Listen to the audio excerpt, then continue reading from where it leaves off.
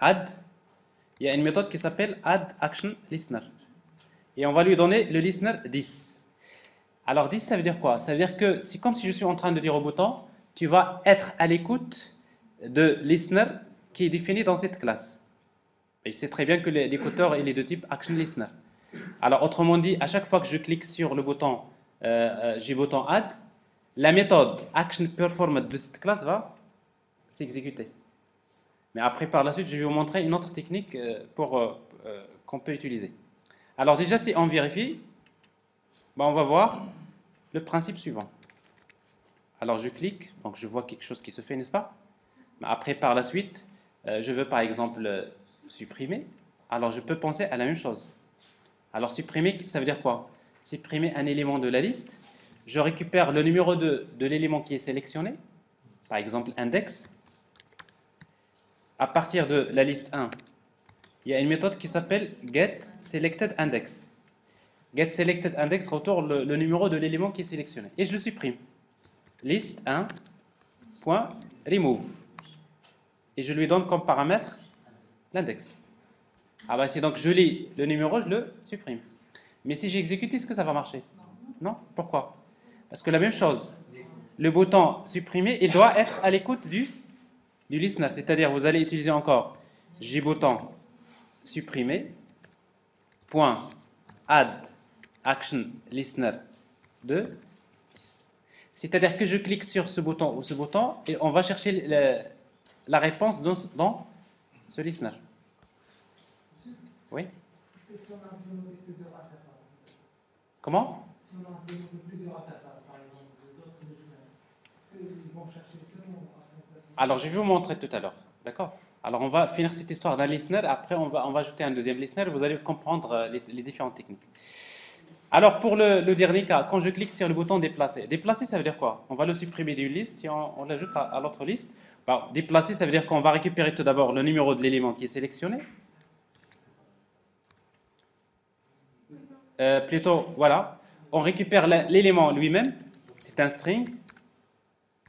Le nom égale à quoi? C'est list 1. Alors, il y a la méthode qui s'appelle getSelectedItem. En fait, getSelectedIndex, c'est le numéro de l'élément. GetSelectedItem, c'est la valeur de l'élément lui-même. Et maintenant, je peux supprimer list 1 point remove l'élément index. Et je vais l'ajouter à liste 2 avec la méthode add. Qu'est-ce qu'on va ajouter? Le nom. Voilà. Vous l'avez compris, il faudrait également que... Donc maintenant, les trois boutons, ils vont être à l'écoute du listener. C'est-à-dire ici, dep. Voilà. J'exécute l'application. Alors ici, donc, j'ajoute des éléments. Je supprime des éléments. Et je déplace des éléments. Alors en fait, je le déplace d'une liste vers une autre. C'est une petite application. Mais avec ça, on aurait à peu près déjà compris comment fabriquer une interface graphique. C'est le principe. Après, par la suite, vous allez voir qu'il y a encore d'autres classes, d'autres objets que vous pouvez utiliser. Il y a juste un petit problème. Si on ne sélectionne pas un élément, et vous cliquez sur le bouton, par exemple, supprime. Je vois rien, mais regardez au niveau de la console. Il y a une exception, n'est-ce pas? Alors, cette exception-là, bien sûr, elle est générée. Pourquoi? Parce que vous tentez de supprimer un élément qui n'a pas été, qui est nul. Alors, et du coup, donc, quel est le moyen qui nous permet de contrôler ça? C'est les exceptions. Alors, avant de supprimer, voilà ce qu'on va faire. Pour supprimer, on va faire tout simplement try catch. C'est-à-dire ce code que nous avons ici, CTRL X. On va essayer donc de supprimer, n'est-ce pas?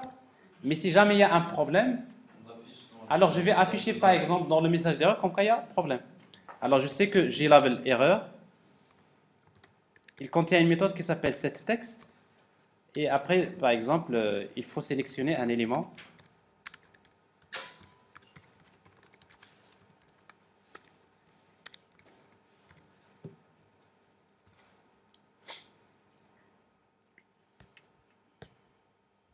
Alors ça, c'est juste pour montrer le principe, mais après, vous pouvez toujours améliorer ça. Alors ici, donc, j'ajoute des éléments. Mais quand je clique sur supprimer, je vois le message ici, il faut sélectionner un élément. Donc je vois bien ici, donc je n'ai plus le problème d'exception qui a été généré tout à l'heure, n'est-ce pas? Et je peux faire la même chose pour, par exemple, au niveau de déplacement et tout ça, n'est-ce pas? Alors ça, c'est pas le... Donc vous savez donc comment gérer maintenant ces événements. Alors ça, je vous ai montré maintenant comment construire une interface graphique. Pour gérer les événements, voilà la première solution. Mais ce n'est pas la seule solution. Il existe une deuxième. Laquelle? Relativement, il est plus simple. Regardez. La deuxième solution, c'est de ne pas implémenter l'interface. C'est que ici, votre classe n'est pas forcément obligée d'implémenter une interface. Mais vous savez que si on n'implémente pas l'interface, premièrement, il y a déjà ici un problème. Pourquoi? Parce que ici, vous êtes à l'écoute d'un listener qui n'est pas... Parce que pour que ça soit un listener, il faut que la classe implémente l'interface action listener. Et c'est quoi maintenant la solution? Il faut créer un listener. Alors pour créer un listener, regardez. Add, je vais dire que le bouton, il est à l'écoute du listener. Quel listener? New. Je crée directement un objet de type action listener. Alors vous allez me dire, créer un objet d'une interface, c'est pas normal, n'est-ce pas? Parce que je vous dis déjà qu'une interface est une classe qui ne peut pas, une classe abstraite qui ne peut pas être instanciée. Mais vous savez que si vous tentez de créer un objet d'une interface, regardez, automatiquement, vous pouvez créer un objet d'une interface, mais en redéfinissant directement la méthode. Alors ce genre d'objet, c'est ce que nous appelons les objets anonymes. C'est un objet dont la classe n'existe pas. Parce que je crée un objet d'une interface, je redéfinis, n'est-ce pas? Alors c'est ce que nous appelons les objets anonymes, c'est-à-dire que si vous me dites cet objet-là, que vous créez là, est-ce qu'il appartient à une classe? Non, il appartient à une classe qui implémente cette interface. Le nom de la classe, je ne la connais pas. Alors, on n'a jamais eu l'occasion donc de montrer cet exemple. Effectivement, si vous voulez créer un objet d'une interface, vous mettez new interface, mais en même temps, il faut redéfinir les méthodes, parce que c'est normal, je ne peux pas avoir quelque chose d'abstrait. Ici, vous donnez la réponse. Alors, ça veut dire quoi ici? C'est plus simple. Une fois que je clique sur le bouton Add, voilà le traitement que je vais faire. Alors maintenant, je prends exactement. Je prends maintenant ce contenu ici, CTRL X, et je le mets ici. Alors cette fois-ci, je n'ai plus besoin de faire if. Et c'est la source de l'événement est. Pourquoi? Parce que je sais que ce traitement ne sera exécuté que pour le bouton Add. Alors pour donner la réponse à l'événement, par exemple sur le bouton supprimer, je fais la même chose. Autrement dit, new action listener. Alors qu'est-ce que j'ai encore? J'ai encore action performance. Quand je clique sur le bouton supprimer, voilà la méthode qui va s'exécuter. Je prends le code que j'ai créé tout à l'heure, je l'implémente au niveau de cette méthode. Et il me reste le dernier, new action listener. Je prends la réponse et je la déplace ici. Alors maintenant, cette méthode-là, il faut la supprimer. Je n'ai plus besoin, n'est-ce pas? Et du coup, donc voilà à nouveau la deuxième solution. La deuxième solution, c'est quoi? C'est que de toute façon, vous créez votre interface, mais quand vous voulez gérer les événements, vous dites jbouton.addActionListener, voilà ce que je vais faire. Quand je clique sur le bouton, c'est le traitement. Si je clique sur ce bouton-là, voilà le traitement. Si je clique sur ce bouton-là, voilà ce traitement. Alors ça, c'est en principe, c'est la deuxième solution, n'est-ce pas? Alors, sauf que la question qui a été posée tout à l'heure, maintenant, dans une application, par exemple, supposons en cliquant sur le bouton fermer la fenêtre, je veux faire un traitement. Alors, ce n'est plus Action Listener, c'est Window Listener. Alors, vous allez écrire quoi? 10 point. 10, c'est la fenêtre. Point add window listener. À nouveau, vous créez une instance de window listener. New window listener. C'est une interface. Mais si vous créez window listener, mais regardez, cette fois-ci, il redéfinit combien de méthodes? Il y a 7 méthodes. Window opened, c'est-à-dire quel est le traitement que vous voulez faire quand la fenêtre vient d'être ouverte. Window et conified, quand on va réduire la fenêtre. deconfigured, c'est-à-dire restaurer. Deactivated. Closing. Et après, closed. En fait, closing, c'est-à-dire avant la fermeture. Closed, c'est après la fermeture. Alors, supposons, nous, on a besoin, par exemple, juste de faire un traitement avant que la fenêtre soit fermée. Par exemple, vous avez besoin de fermer des connexions, fermer un fichier, je ne sais pas quoi. Alors, dans ce cas-là, enregistrer. Ou parfois, dans la majorité des cas, quand vous fermez une fenêtre, il vous pose la question, est-ce que vous êtes sûr de vouloir quitter? Donc, ici, je vais afficher une fenêtre, une boîte de dialogue. Alors ici, je vais juste afficher un message pour que je vais appeler fermeture. Et si je veux quitter l'application, system.exit 0. Je quitte l'application. C'est-à-dire ici, qu'est-ce que je fais? Une fois qu'au moment de la fermeture de la fenêtre, j'affiche tout simplement le message. Alors si on exécute l'application, on va voir que notre application elle va bien fonctionner, il n'y a pas de problème, avec la deuxième solution. Et quand je clique sur le bouton fermer, là, je quitte l'application, mais en même temps, il y a le message fermeture qui s'applique, n'est-ce pas? Alors, ici, parce que j'ai utilisé system.out.println, mais maintenant vous voulez afficher, au niveau de l'interface, il faut ouvrir une autre fenêtre dans laquelle vous mettez ce que vous voulez. D'accord? Mais il y a quelque chose qui dérange ici. Vous voyez pas? Voilà. Ce qui dérange là, c'est que quand je vais répondre, moi ce qui m'intéresse, c'est de répondre uniquement à l'événement window closing.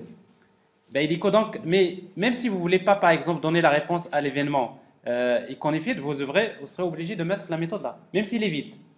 Pourquoi? Parce que vous avez utilisé une interface. Quand on utilise une interface, on est obligé de redéfinir toutes les méthodes. Alors maintenant, est-ce qu'il y a une solution? Créer une classe qui implémente cette interface. Hein? Après, on a créé un objet, on a instancié un objet de cette classe. C'est exactement ça. Alors, votre collègue, il propose ça. C'est-à-dire que j'ai une interface qui s'appelle Window Listener.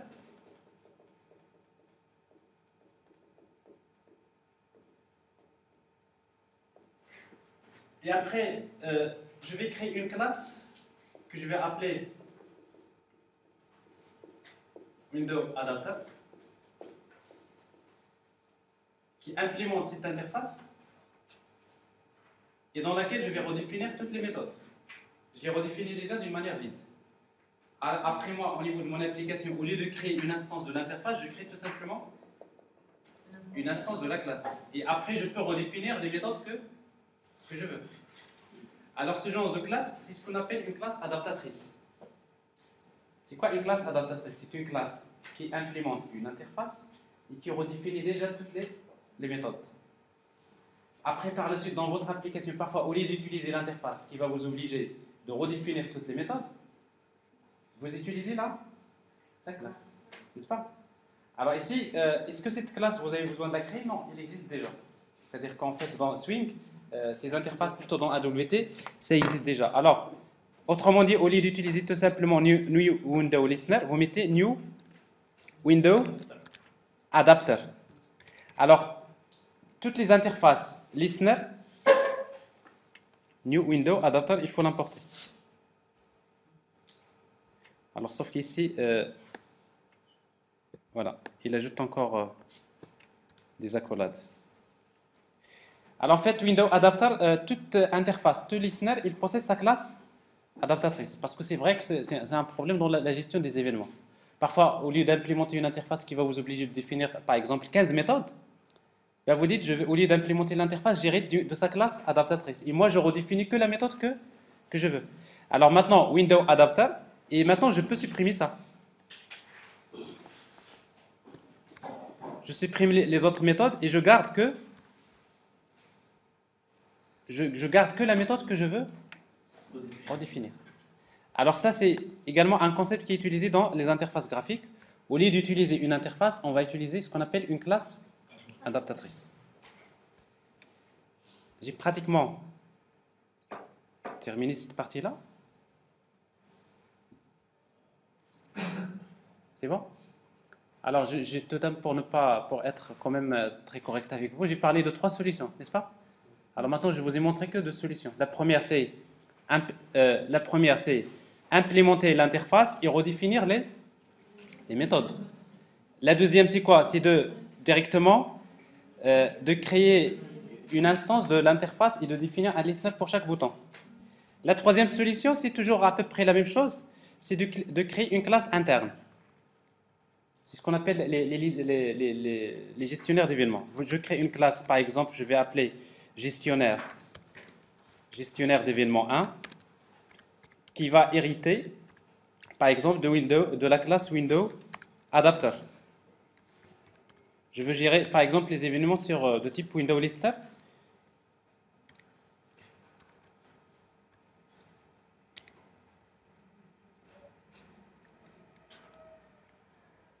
Alors, j'ai des problèmes avec les accolades. Regardez bien, c'est quoi un gestionnaire d'événements? C'est une classe qui implémente une interface ou qui hérite d'une classe adaptatrice. Et moi, ce qui m'intéresse, je vais redéfinir la méthode Window Closing. Window, contrôle espace, et après je retrouve les méthodes. Ici, donc, je donne la réponse à l'événement. Fermeture. Je quitte l'application.